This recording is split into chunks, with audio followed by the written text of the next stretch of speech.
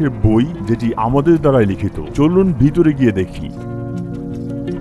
1960 দশকের শুরুতে একজন ব্যক্তি তার বাড়িটি সংস্কার করেছিলেন। যখন তিনি তার দেয়াল ভেঙে ফেললেন, তখন তিনি বুঝতে পারলেন যে এখানে একটি রহস্যময় ঘর আছে এবং তার পরপরই তিনি ট্যানেলটি দেখতে পান। তারপর তিনি আলো নিয়ে অনুসন্ধান করতে শুরু করেন। অনুসন্ধানের সময় তিনি বুঝতে পেরেছিলেন যে এই সুড়ঙ্গগুলো আরো গভীর। তিনি জানতেন না যে এই জায়গাটি পৃথিবীর সবচেয়ে বড় ভূগর্ভস্থ শহর। এখানে আশ্রয় কেন্দ্র, সরবরাহ কক্ষ আছে। অবশ্যই তাহলে এখানে প্রাণীও ছিল, যেমন ঘোড়া রাখার ঘর, মিশনারি স্কুল, একটি গির্জা, একটি ঘর এবং একটি বড় কবর ঘর। তাহলে এখানকার লোকেরা কিভাবে শ্বাস নিত? এরকম কিছু বায়ু চলাচল স্থান আছে, কিন্তু এটি পুনঃস্থাপন করার সময় বন্ধ ছিল। বলা হয় যে ভূগর্ভস্থ শহরটির ভিতরে 20,000 মানুষ থাকতে পারে। এটি হলো রান্না করার জায়গা। আপনি যে টুকরোটি দেখছেন তা একটি তন্দুরি। তন্দুরি হচ্ছে একটি ঐতিহ্যগত আনাতোলিয়ান মেজে চুল্লি। তারা তাদের রুটি এটা আটকে রাখতো এবং মাংস রান্না করত। অবশ্যই একটি চিমনি আছে যা ধোঁয়া বের করে দেবে। আপনি উপরে দেখেছেন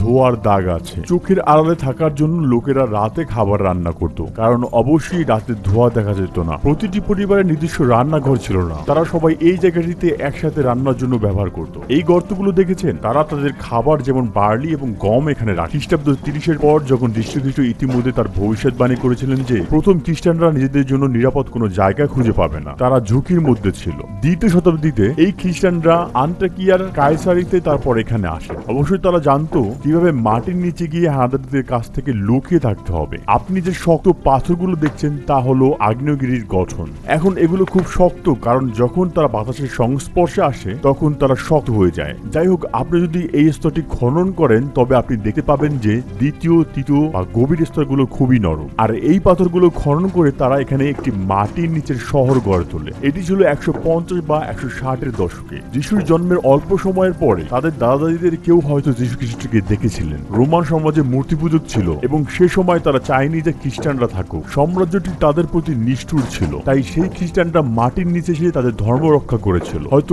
এই খ্রিস্টানরা এখানে বেঁচে না থাকলে খ্রিস্ট ধর্ম তখন ছড়িয়ে পড়তে পারত না। এই রহস্যময় ভূগর্ভস্থ নগরীতে মানুষের বেঁচে থাকার জন্য প্রয়োজনীয় প্রায় সবকিছুই আছে, কিন্তু এর গভীরতম বিন্দুতে কি আছে? জায়গাটা আসলে অনেক বড়।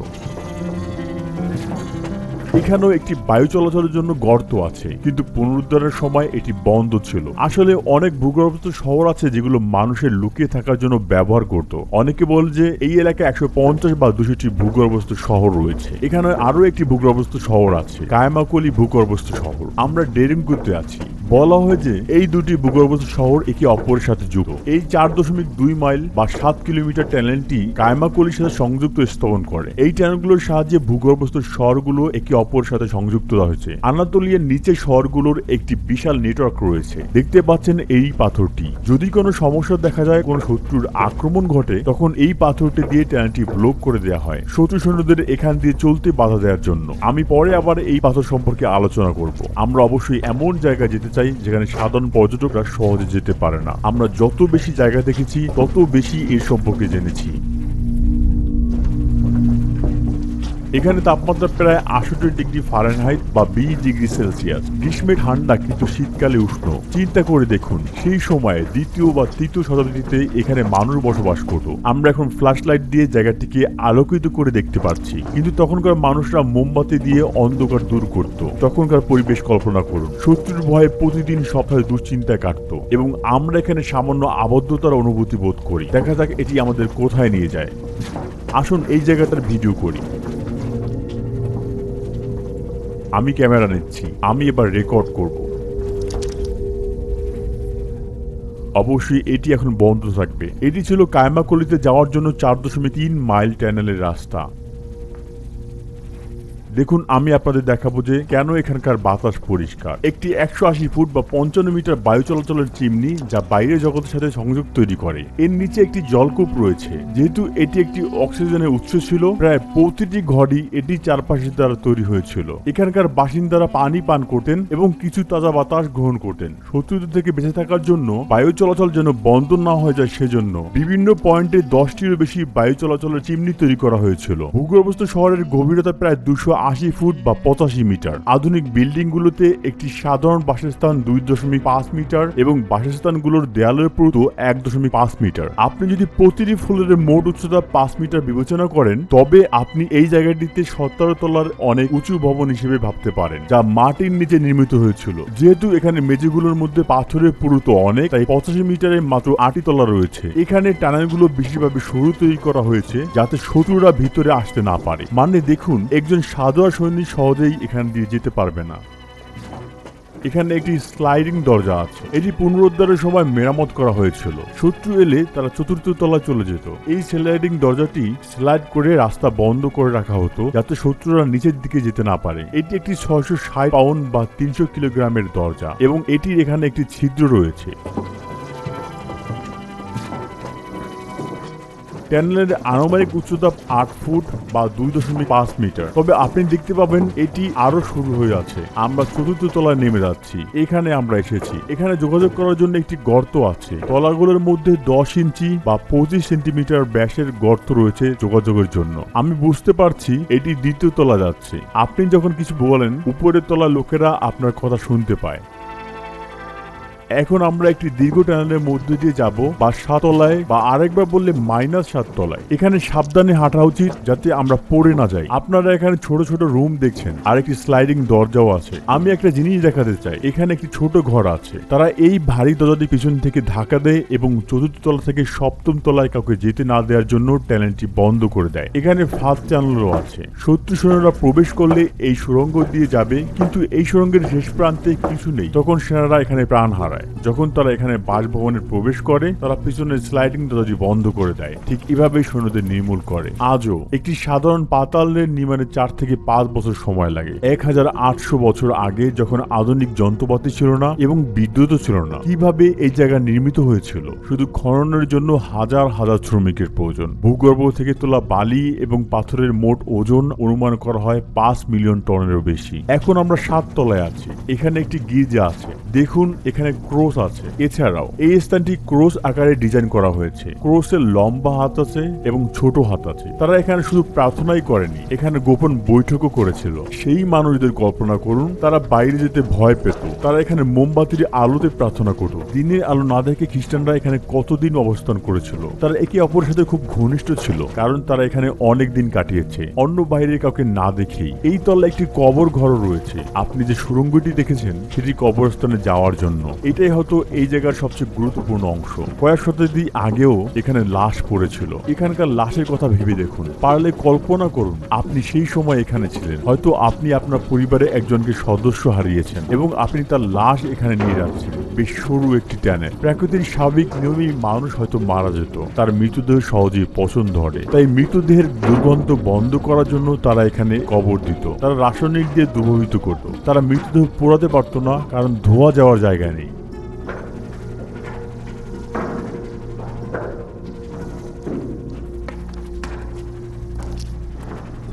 এই রাস্তাটি কোথাও যাচ্ছে বলে মনে হচ্ছে, কিন্তু এটি কোথাও যাচ্ছে না। এটি একটি বদ্ধ জায়গা। সম্ভবত রাসায়নিক পদার্থ এবং মৃতদেহ পচানোর সরঞ্জাম রাখা হতো। এখানে একটি জলের কূপ আছে, কিন্তু এটি একটি কূপ যার উপরে কোনো সংযোগ নেই। শত্রু সৈন্যরা যদি এখানে জলের কূপ আবিষ্কার করে, তাহলে কি করবে? আপনি উপরে বড় বায়ু চলাচল চিমনি দেখেছেন। তারা সেখানে বিষ নিক্ষেপ করে সমস্ত জল নষ্ট করতে পারত। যেহেতু এটি ভূমির সাথে সংযোগ ছাড়াই একটি জলের কূপ ছিল, তাই এটি সবসময় পান করা নিরাপদ ছিল। এখন আমরা শেষ সুড়ঙ্গে যাচ্ছি, যেটি 8 তলায় যায়। অবশ্যই এটি আমাদের জন্য উন্মুক্ত জায়গার শেষ অংশ। উপরে একটি বায়ু চলাচলের চিমনি ছিল, 180 ফুট 55 মিটার লম্বা। এটি একটি গভীরতম বিন্দু। আপনি সেখানে কিছু আবর্জনা দেখতে পাচ্ছেন। এখন সেই ঘরে যাওয়া যাক যেখানে মানুষ থাকে। আপনি এখানে অনেক রুম দেখতে পাচ্ছেন। আমার ব্যাকপ্যাক টানেলের উপরের অংশ লাগছে। আমি এটা এখানে রেখে দিব। আমাদের এখানে একটু সতর্ক হওয়া উচিত। এই ভিডিওতে আমি যে তথ্য দিচ্ছি তা জেনেফোনের অ্যানাবাসিস বইয়ের উপর ভিত্তি করে। লোকেরা কোথায় বাস করতো তার খোঁজ চালিয়ে যাওয়া যাক। এখানে বেড়াতে আসা পর্যটকরা সাধারণত এখানে আসেন না। আরোহণ করা কঠিন এবং মেঝে একটু পিচ্ছিল। এখানে ছোট ছোট রুম আছে। এখানে একটি পরিবারের বসবাস করত। তাদের অবস্থা কল্পনা করুন। তারা বাইরের শত্রুকে ভয় পেত। এটি হয়তো কোনো পরিবারের থাকার ঘর ছিল।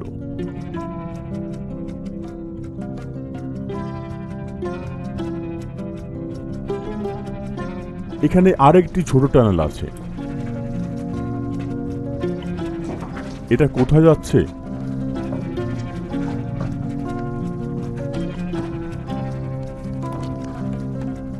যাওয়ার সময় আমি পিঠে হালকা ব্যথা পাই। একেবারে শেষ পর্যন্ত যাওয়া যাক।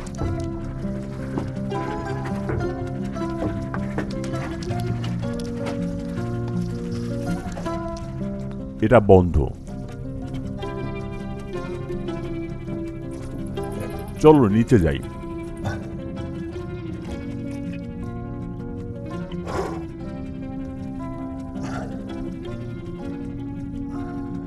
এটা গভীরতম ভূগর্ভস্থ শহর হওয়ায় সমগ্র বিশ্বের দৃষ্টি এখন এখানে। সারা বিশ্বের প্রত্ন তত্ত্ববিদরা এখানে গবেষণার জন্য আসেন। এখানে একটি বিশাল দরজা আছে। আপনি এই গর্তটি দেখেছেন? দরজা বন্ধ করার পর দরজার পিছনে কি আছে তা দেখার জন্য অথবা তীর নিক্ষেপ বা বর্ষা নিক্ষেপের জন্য ব্যবহৃত হতো। আমরা এখন খামারের জায়গায় আছি। এখানে পশু পাখি থাকতো। এগুলো ছোট গর্ত যেখানে পশুদের দড়ি দিয়ে বেঁধে রাখা হতো। তারা এখানে তাদের পশু বেঁধে রাখতো। এগুলো এমন জায়গা যেখানে প্রাণীরা জল খেত বা পান করত এবং এখানে তাদের খাবারের পাত্র আছে।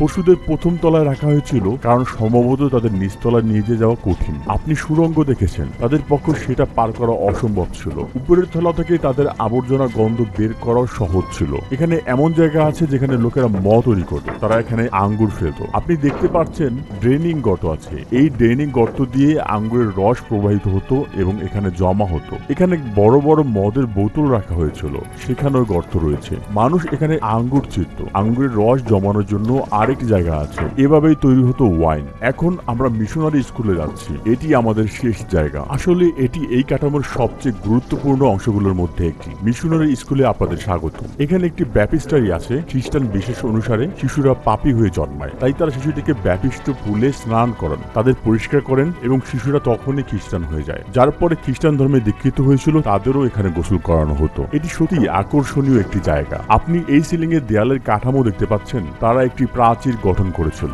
সেই সময়ের জন্য এই ধরনের স্থাপত্য সত্যিই দুর্দান্ত সাফল্য ছিল। ছাত্রদের এখানে রাখা হয়েছিল। হয়তো এখানে একটি টেবিল ছিল এবং তারা সেই টেবিলে তাদের পড়াশোনা চালিয়ে যেত। এখানে তারা সে সময় সিঁড়ি বেয়ে উপরে উঠে ধর্ম প্রচার করত। এখানে তারা বক্তৃতা দিতেন। এই মিশনারি স্কুলে শিক্ষিত লোকেরা বহির্বিশ্বে খ্রিস্ট ধর্ম প্রচারের চেষ্টা করত। পড়াশোনার ঘর রয়েছে। ছাত্ররা সম্ভবত এখানে তাদের ক্লাস করত। আপনারা যে জায়গাগুলো দেখেছেন সেগুলো হলো সেই জায়গা যেখানে আমরা শুধুমাত্র বিশেষ অনুমতির মাধ্যমে প্রবেশ করতে পারি। এর মাত্র 10% ভ্রমণ করা যায়। অন্য কিছু অংশে গবেষণা চলতে থাকে এবং প্রবেশের অনুমতি নেই।